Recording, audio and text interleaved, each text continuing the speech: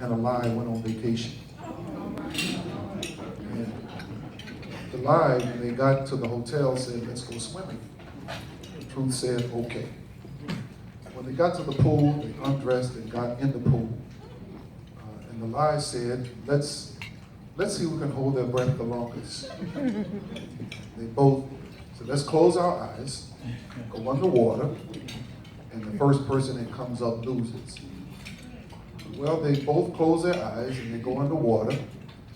And when the truth and the lie got underwater, the lie jumped up, got out of the pool, took the clothes and ran back to the hotel room.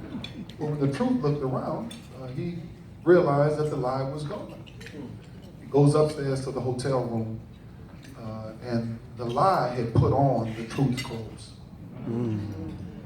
They called the police. And the police came and they told the story, and the truth told the police this. Either you can believe the lie dressed up like the truth, or you can believe the naked truth.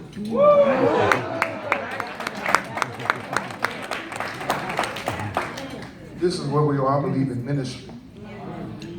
That we have to understand what the naked truth is when it comes to ministry. Elder Thomas has said, I've worked in every phase of ministry. I started off as a greeter, worked in several areas of ministry, but I've noticed in the last few years there's been a major shift in ministry. Bishop? One that we have to clearly understand. When we all grew up in ministry, it was all about one thing. That is the pastor's vision. While I totally understand and submit to vision that comes from the pastor, what we have to understand in the 21st century now is that vision is a team sport. That while we submit to the leadership of the pastor and the delegated leadership of those in authority, something that is just as important as the vision, as Jim Collins said in his book, Good to Great, is who's on the bus with you.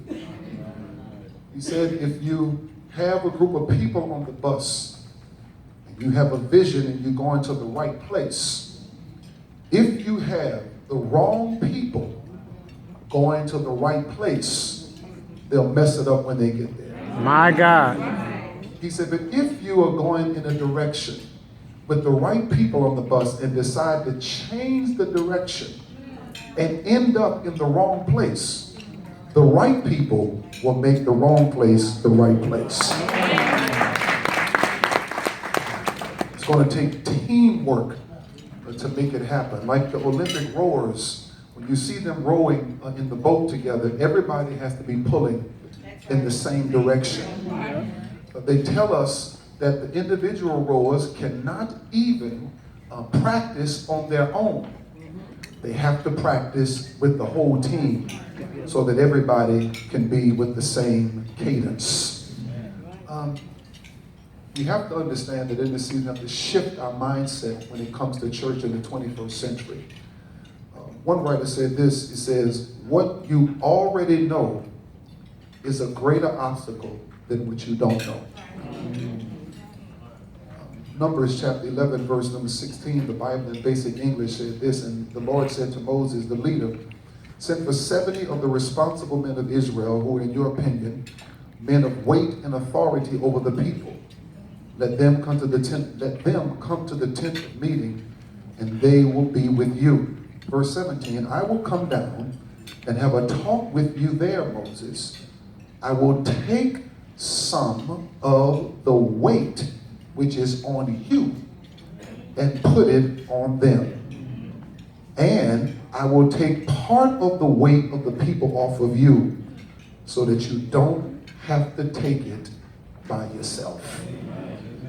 I want to talk about spotters. Spotting is a terminology used in weight training. They said that if you're going to be stronger, you cannot do it by yourself. That you have to have a spotter with you. And the spotter's responsibility is to take the weight when it gets to be too much off of the person that is responsible for lifting the weight. Now, there's several characteristics that you have to have to be a spotter.